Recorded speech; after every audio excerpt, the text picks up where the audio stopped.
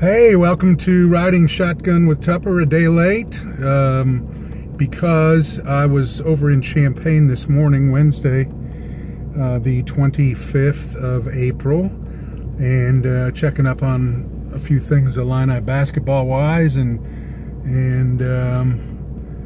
so I just got back a little bit ago, and I thought it'd be worth a day's wait and maybe come up with some fresh information. So, you know, some things I kind of figured out a little bit today, some things that I kind of have saved up since last week when we talked. Beautiful day here. Certainly headed in the right direction. Think we're turning the corner on the weather now. I would think I've seen corn going in the ground out this way in central Illinois, and I think farmers are going to take advantage of the stretch, and I think our farmer will be out planting probably within the next couple days.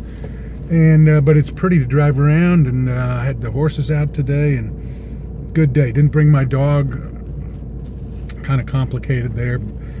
Today's day our cleaning lady's there, and I got to put her down the put the dogs down the basement because they kind of they scare the cleaning lady, and then if I haul her out of the basement so she can go on the run here, then I got to drag her back in there, and that's a traumatic thing. She didn't like to be down there very much. So anyhow, okay. Geez, I was visiting with Brad Underwood this morning, and first of all, when I pulled in the parking lot there at Ubben, the dude is driving he's got a new ride. He's no longer in that BMW. Now he's in a big, black, shiny, tricked out Cadillac Escalade, which is really that's a recruiting car, man. That's what that's what recruits like, that thing. You can pile them and their family in there, and lots of room, and looks awesome, and so that was good. He's excited about spring. There ain't any question about that. You know, let's face it, we're going to hear a lot when all these recruits get here in June, especially all the new faces, and that's going to be amazing, because summer work is going to be critical. But what's going on now is both important and encouraging. You know, by the time I got over there, and I was over there by 9, DeMonte Williams and I believe it was AJ, Aaron Jordan had already worked out for a long time and were gone. A lot of guys putting in time. Trent Frazier putting in a lot of time. There's just a lot of improvement going on and work going on with those guys right now. And you know, hey, we talk a lot about the new guys coming in, and that's understandable. They're going to be exciting, and it's always fun to learn about what those guys are and what they can do and how they mesh with everybody else. But let's not sleep on the improvement that's going to happen and is already happening with the returning guys. And I'm talking about Trent Frazier, and I'm talking about Aaron Jordan, and I'm talking about DeMonte Williams, and I'm talking about Kipper Nichols, and Greggy Boygbeddin. And you know, I don't know what's going to happen with Matisse.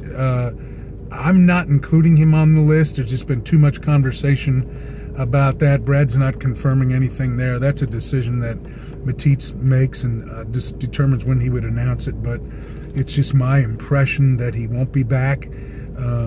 That you know, he'd have to explain it. I think he's just not comfortable about his ability to excel in this, you know, American college market right now. You know, whether it's a lack of confidence, a lack of physical strength, whether he, you know, I don't know.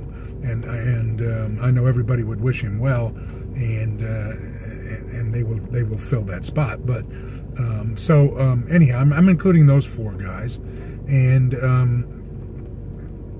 you know, they just got done with hosting Bryce Golden, who was here visiting over the last weekend. By all accounts, that visit went really, really well. You know, there's 4 schools involved: Syracuse, Illinois, Georgetown, Butler. I think he had a little visit to Georgetown. I'm hearing that it might be 50-50 if he takes the Butler visit. I really think it's between Illinois and Syracuse. I think most people feel that way. I know a lot of the recruiting services are, 100% on Syracuse, and that may end up being true. I can't tell you that for sure, but I know that they made a strong presentation and really sold the opportunity to play immediately and to contribute immediately, and that his skill set matches what they want to do at that position, that he is a really good match for them. They rate him more highly than many of these other services do, and they've tried to let him know that, how they value him, and we'll see where that goes. If it doesn't go Illinois' direction on him, there are some other possibilities out there. They'll kind of cross that bridge when they get to it, but they've kept in touch with people and have some options there as well, whether it's another high school kid like Kalu, who you've heard about from Oak Hill, or whether it is a fifth-year transfer, which I think is still in play. I think they're being pretty guarded about who they may have warming up in the bullpen in that regards. It makes no sense to me to let that scholarship go unfilled. So why not get a fifth-year guy if he's a good fit for you? Almost more important culturally than how good he is. Look, you need some experience help on the front line. There's no doubt about that. So if you could find a guy that's a good guy, and he's good in the locker room, he works hard, and he's good at something. He's a good rebounder. He's a good defender. He's a good, maybe he's a reasonable scorer. Maybe he's a guy who can do a couple of those things. You get the scholarship back the next year. And then, you've been reading all this stuff, I'm sure, about Francis Okoro from Normal. Is he going to reclassify? Honestly, I think the answer to that question is that nobody knows. I don't know that he knows. I think that's still a possibility, and I think if you're Illinois and you value him, and they do, that you've got to play that as though it could go that way. And so do you have a scholarship available if he reclassifies to the 2018 class? And, I think the answer is you need to have one available. So it's kind of a tricky deal, but maybe that will become a little more clear as he moves closer to what would be I'm assuming that Normal West has a May graduation date, but his situation may go into the summer or go into August. I don't know, but I just don't think that that's been ruled out entirely as a possibility. Nobody knows if it is, but nobody can say for certain that it is not. And so you've got to keep that in mind as well.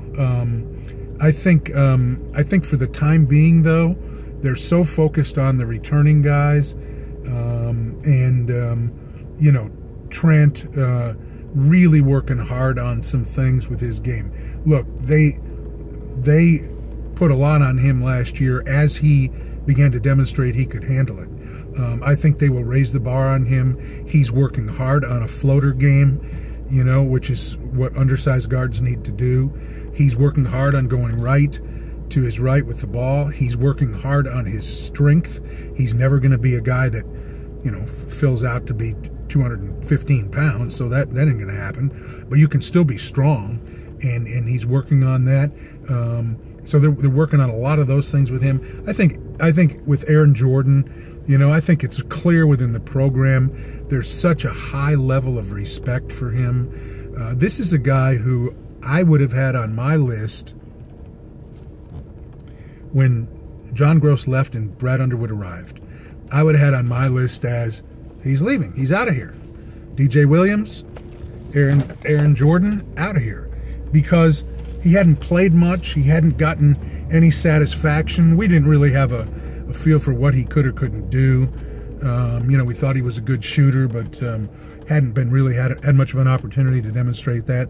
And that we just assume now you throw on top of that the uncertainty of a coaching change. And you know what?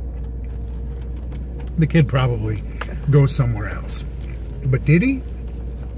He likes Illinois. He likes the school. He likes the idea of playing there. And he played, and he contributed. And as they watch him, they view him as a guy who is continuing to grow in his game, working hard on him with being a catch-and-shoot three-point shooter as opposed to just a stationary guy who needs space and distance and comfort and balance to get his shot off. They're really working hard with him. He wants to be that guy. He's their only senior. They really like the idea of him being a locker room influence as a senior who's said, the heck with all you people that think I'm leaving or that I ought to leave. I like it here. I'm going to stay here. I'm going to work my tail off. He's in all the time. Just a lot of respect for him. DeMonte Williams, I saw him when I was over the day that Andres Feliz worked out. He is healthy. He looked explosive. He can go get rebounds that you wouldn't think he could get. He's stronger. He's longer. I think they believe he can be a really top-level defensive player. He's working on his shooting. They see him becoming more vocal. He's a guy that the other players all like. He's got a sense of humor about him that's really kind of contagious. People know that his brother was an NBA player, first-rounder, who was an All-American at Illinois. I think that buys him a little bit of credibility within the program and around the other players. So, you know, he's there working his tail off, as I said, in there early this morning. And Kipper Nichols remains kind of the fascinating guy to me. I told Brad this morning, I said, you know, if I think of the 10 times where you most came close to blowing your gasket last year during games, I'm going to say 7 of them are associated with something Kipper did. And he did not dispute that. And, you know, Kipper's one of those guys that can frustrate you because he's good enough to score 30 points on a given night. We saw that. He's good enough to do some things other people can't do. He's versatile enough to create problems for other teams. And then he won't finish a dunk, or he won't finish a layup, or he, you know, whatever. Or he'll make some kind of silly play that drives you a little bit batty. But Brad said no player last year was in the coaches' offices seeking input, seeking coaching, wanting to figure out how to get better more than he was. And that's really good. And he continues to be that guy. And, you know, last year, too, let's remember he had played a little over a half of a season the year before. Wasn't eligible to the second semester. And, you know, was learning like everybody else. Remember, everybody was learning the Underwood stuff, and he was still learning college basketball. And this year, even though you don't have as many returning players as you might like, at least you've got a core of guys that have already learned the Underwood stuff. They know what he means when he says this. They know what he means or what he wants when he says, go do that. And that is going to be of value. And then there's Ebo, who I think strength has been the biggest thing with him. They want to get him back to what he did when he was in high school, because he was getting 14 rebounds a game and blocking shots. Forget about making him into a shooter or anything like that. He's got to get physically stronger and then get back to feeling confident enough to go grab rebounds and be a shot deterrent near the basket. And they're working certainly hard with him on that. Obviously, Adam Fletcher working really hard with him to get him physically stronger. He had a lot of problems last year. I know we talked about it on one of these episodes of, catching the basketball, his hands. And they don't think it's so much that he's got bad hands. They think without physical strength, he doesn't have confidence to grab the basketball in a crowd and hang on to it. And we'll see whether or not that is true. But, Brad was just talking about the last couple nights. He watched an entire Euro game. He's been watching the NBA playoffs. I said, why are you watching Euro games? Oh, he says, the passing, the spacing, the actions they run, the sets they run, the plays they use. Same with the NBA, the passing, playing with undersized lineups. He said, I got really tired last night and I did not watch the end of the Golden State game, but he says I was watching for a stretch where if Draymond Green is 6'7", he was their tallest guy on the floor. And it didn't make any difference because they knew how to play. and they knew how to find each other, and they knew how to move the ball and pass the ball. And, you know, Illinois wasn't a very good passing team last year. They were not a good ball movement team. They were not a good ball handling team. They shot too many contested threes. You know, Brad loves threes, but he likes uncontested threes, open threes. Well, you get open threes when you can penetrate inside and kick it back out. They couldn't penetrate inside because they didn't have ball handlers, or they weren't good enough at it. And there's been some addition by subtraction there. There's going to be some addition by arrival there. And I know one thing, he is like geeked out of his mind about what that guard competition is going to be like when they have position groups working out just among themselves. You know, he told me, he said, every single day and night I think about combinations in that guard room between Trent Frazier and Io and Feliz and Aaron Jordan and DeMonte Williams and Alan Griffin. They're all competitive. They all want that playing time. They all want the ball. They all want to show that they can be this, you know, impact guard. And the competition for the right to be one of those people is going to be sensational. And at least in theory, and it's a strong theory, should push each one of them to be better. I think it's going to be really, really interesting. I think the guy, though, that, and I haven't mentioned Tevian Jones, who I think has a chance to be really something, but the guy that is the most intriguing for me, and it won't all happen this year, but is Samba Kane, the 7-footer. You know, you can look at anything you want about him as a ranking or whatever, or he's a 3-star, he's a whatever. I'm just telling you, this coaching staff, and I've known this for a long time, this coaching staff believes this kid is going to be, and then the question becomes, how quickly will he be, way better than people understand. 7 feet tall, long, skilled, can shoot the 3. You know, they're not worried about him being able to shoot the 3. They're worried about him being an immediate presence around the basket defensively, rebounding, discouraging some of that nonsense that happened last year when teams feasted on in-close baskets.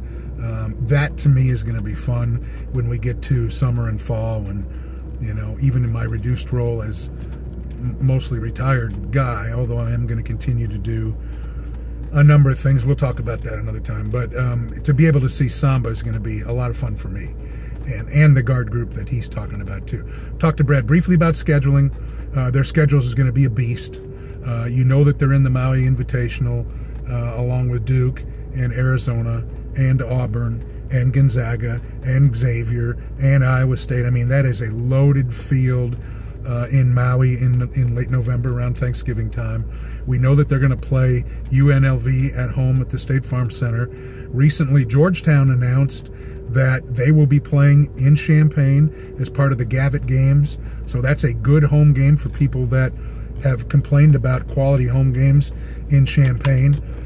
If everything goes according to the rotating schedule, and there's no guarantee of that, but they would be in line to host the ACC team in the ACC Big Ten Challenge. So that would be 3. And then Brad told me that they're trying to get another pretty good game booked too. They're not done with that yet. They do not have a United Center opponent yet.